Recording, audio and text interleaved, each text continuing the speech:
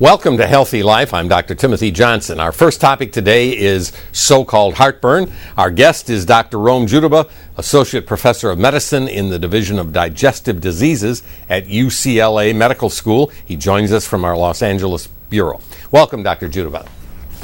Yes, how are you doing, Dr. Johnson? I am very well, thank you. Let's do a little definition right at the start. The difference briefly between heartburn, reflux, and hiatal hernia, which gets thrown in the mix.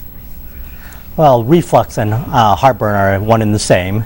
GERD is also another term that's used. It stands for gastroesophageal reflux disease, and that's related to acid coming back into the esophagus and irritating it, causing the symptoms.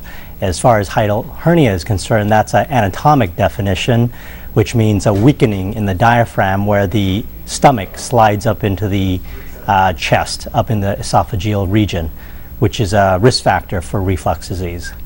And so when stomach acid gets back up into the lower end of the food pipe or the esophagus, what are the potential symptoms and long-term dangers if it's a chronic condition? Well, it can irritate and damage the lining of the esophagus, which can lead to ulcers, which can then heal and cause scarring or strictures or narrowings, and it can lead to a precancerous condition called Barrett's esophagus. Should people who have what appears to be significant heartburn get a thorough checkup from a doctor like you, a specialist, or their primary care doctor, or should they just start using some of the over-counter products that are advertised for heartburn and see if it gets better?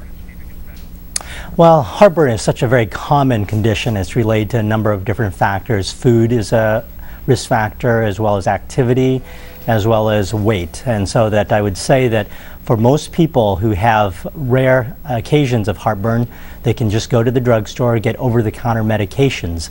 However, if they have symptoms more frequently, then they should undergo evaluation by their primary care physician, who can prescribe stronger medications. And if that doesn't work, then they should go seek advice from a specialist, a gastroenterologist. Let's talk about an evaluation, as you put it. Let's say somebody is having a chronic problem not solved by the over-counter medications. If they come to you as a specialist, what kind of an evaluation are you going to do initially? Well, after getting a thorough history and doing a physical, we would then want to examine the lining of the esophagus directly with a camera.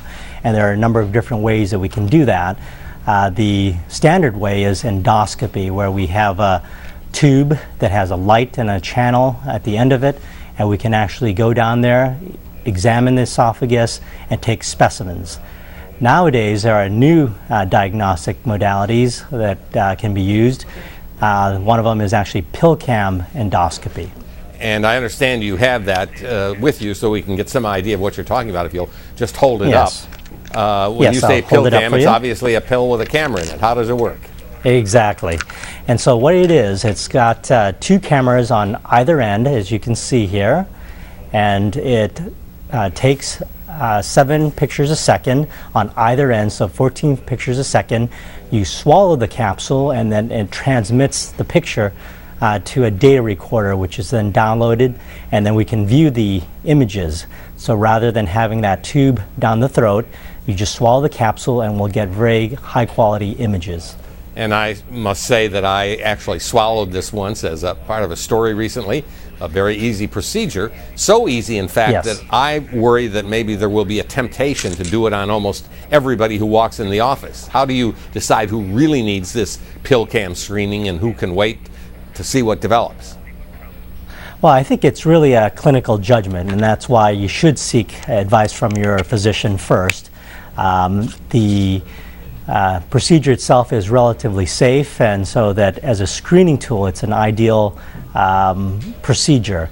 Some of the contraindications where you would not want to do PillCam ESO is basically if you have an obstruction or you have a swallowing disorder. Other than that, if you have an indication to have the examination, that this is the ideal screening tool. And then if you find something suspicious, you could then proceed to the endoscope and get actual biopsy samples. Yes, that's correct. And in that situation, you would need to get sedation, and we can do the biopsy. You'll have to take the rest of the day off. And so that's why the PillCam makes sense as a screening modality. Finally, as a practical matter, what are some of the traditional tips that you give to people who are suffering from intermittent heartburn that can make it easier? Things that are within their control short of medications are lifestyle modifications. These include avoiding eating food before going to bed, sleeping at an incline when they rest. They can take some over-the-counter medications. They want to try to lose weight and avoid foods which promote reflux. So I can go through that list if you like. A lot of us can talk about lifestyle measures as maybe all we will need to at least control mild intermittent heartburn. Yes, that's correct. All right. Well, we thank you for this very good survey and a reminder of the exciting, interesting new technique, the PillCam. Thanks for being with us, Dr. Jutabha. Yes, my pleasure, Dr. Johnson.